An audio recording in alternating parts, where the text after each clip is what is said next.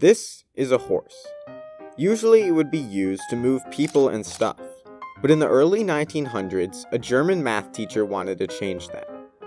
Wilhelm von Osten taught a horse named Clever Hans how to answer math problems, read, spell, and identify musical tones with the tap of his hoof.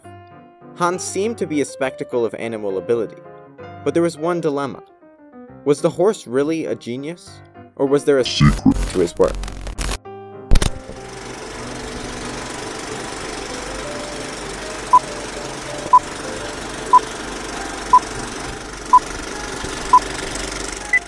It's the late 1900s. Charles Darwin's studies on adapting finches are creating a new fascination for animal intelligence.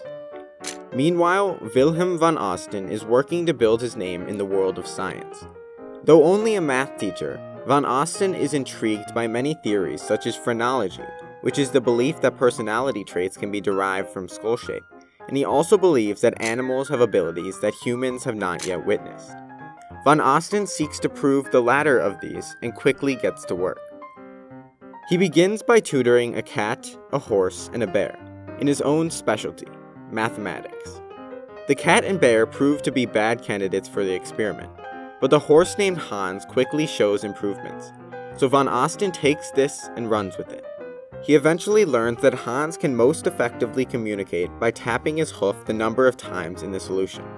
Hans is able to solve math problems said out loud, shown to him, or even within someone's own thoughts, which you'll understand later.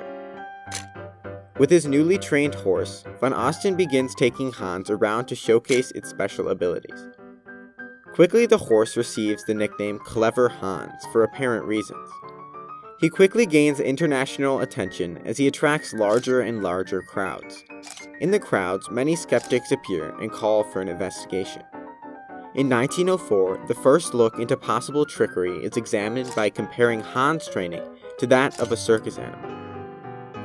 The examining committee concludes that there is no trickery whatever in the performances of the horse, and that the methods employed by the owner, Herr von Osten, in teaching Hans differ essentially from those used by trainers and correspond with those used in teaching children in elementary schools, effectively attesting von Osten's beliefs.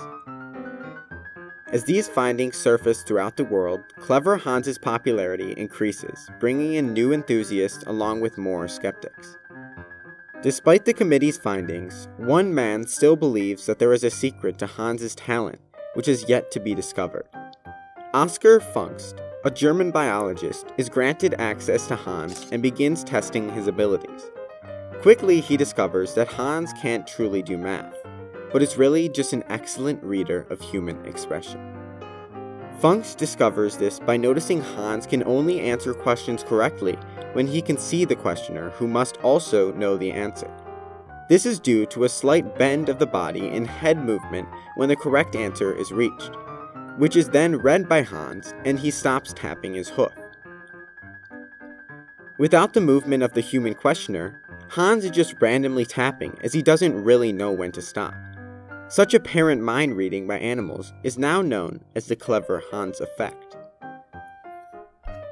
Although his theory debunked, von Osten continues to showcase his horse and stands by his belief of Hans's incredible intelligence. Despite this letdown for Clever Hans, researchers have continued to study animals and have proven that they are a lot more intelligent than we previously thought, as they can feel emotion, form social groups, and can bond with humans. But unfortunately, they still can't do math.